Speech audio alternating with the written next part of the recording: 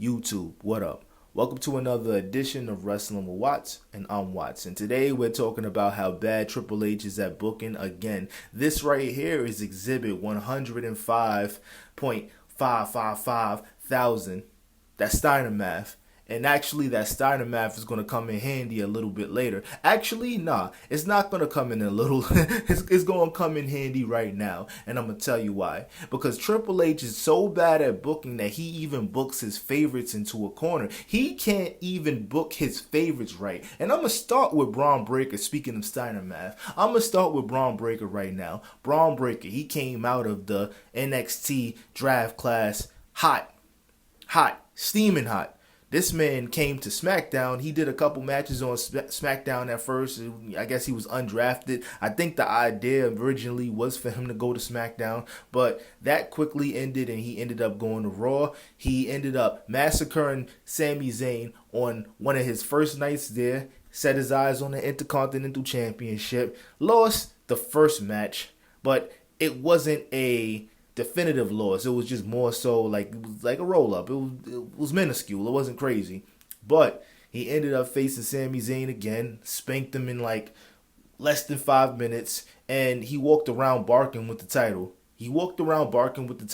And telling people that he's coming for them next, and not really defending the title at all. It was terrible. And then he lost it to Jey Uso.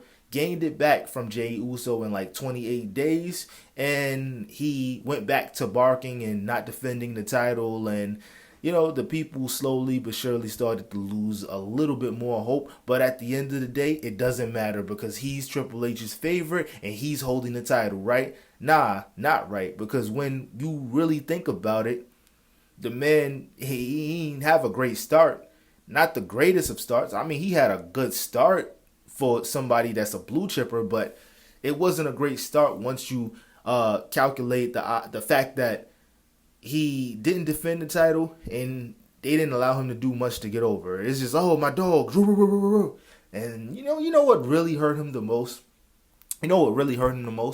Now you're running with Seth Rollins. You're supposed to be the guy that's spanking Seth Rollins, and now you running with Seth Rollins. And I know what they're trying to do. They're trying to do an evolution-esque situation where the protege is the one who ends up spanking the master. I know what they're trying to do, but they're off to a bad start because now Bronson Reed and Bron Breakker looks like the authors of pain more than like actual blue chippers. It's not very believable. It's unfortunate that it's unbelievable, but this group don't have any chemistry and is really losing its aura really fast.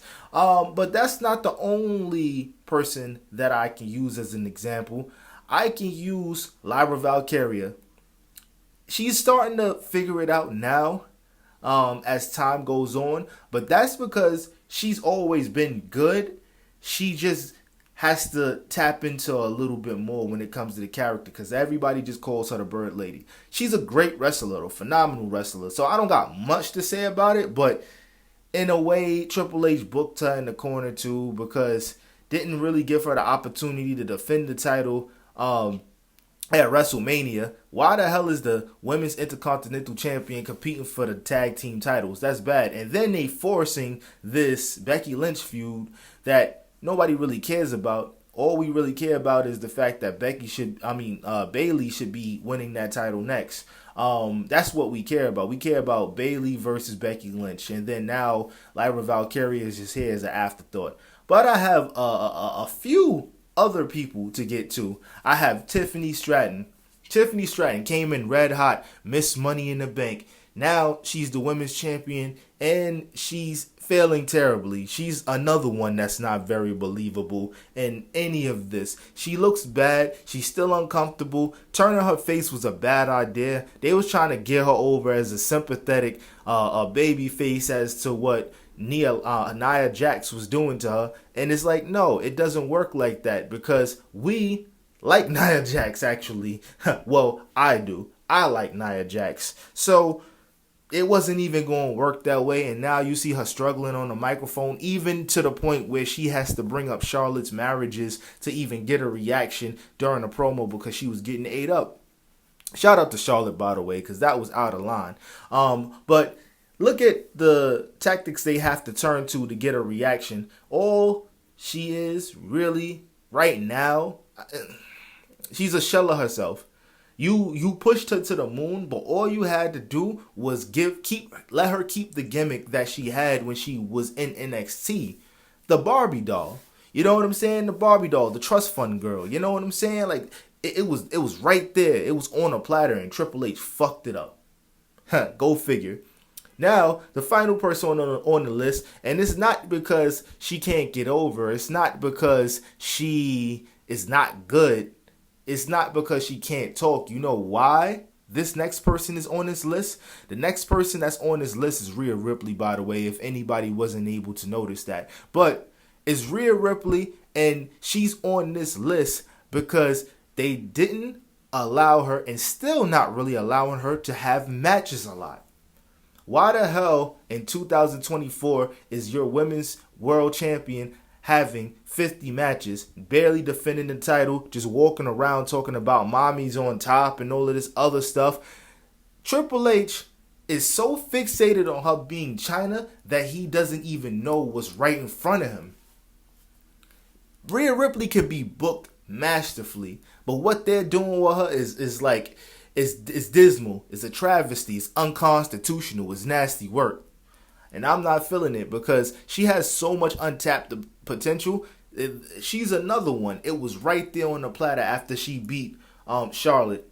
But after she beat Charlotte, they didn't let her defend the title. She was off and on injured. It was so many things that played factors into this. And I understand trying to save your main eventers, but it doesn't work like that. And I'm going to tell you why it doesn't work like that. Because how the hell am I supposed to know that this person is believable when they're not having matches? And she even exposed Triple H. That was WrestleMania 40? Yeah, it was WrestleMania 40. She was like, I wish I could have been a little better. The match was good, but she said, I wish I could have been a little better because I was feeling anxiety because I didn't know whether or not I was still good, and I felt ring rust leading up to the match with Becky Lynch. And you know why she felt that? Because they was not giving her enough reps. She was just coming out doing segments. This is like all of this clip farming that Triple H is doing, and all of this segment baiting, and all of this, like, just a bunch of segments, no matches. The matches are short. The matches are very forgettable. All of this is just out of line. And the reason why I brought these four up is because, I have my grievances with Triple H when it comes to booking certain people, but it's like, even you can't even successfully book the people that you're rooting for to have good runs and have good title runs, great matches and stuff like that, and make themselves famous, for lack of a better term. Words from good old JR. You can't even book your favorites, right? I don't know, man. That's just sad. Like it's a reason why they're failing, because for whatever reason, Triple H, he's not booking things the way, or allowing things to be booked the way he did in NXT. And I understand demands, TKO, but you can't just blame it on TKO, man. Like that cerebral assassin gimmick was just that, a gimmick. Because this man, he don't even got a clue for real. But let me know what you guys think in the comments. Let me know if I'm bugging. Let me know if I'm right on the head with it. I think I am, but I definitely want to see the comments more than anything. So thank you, ladies and gentlemen. I'm out. Peace.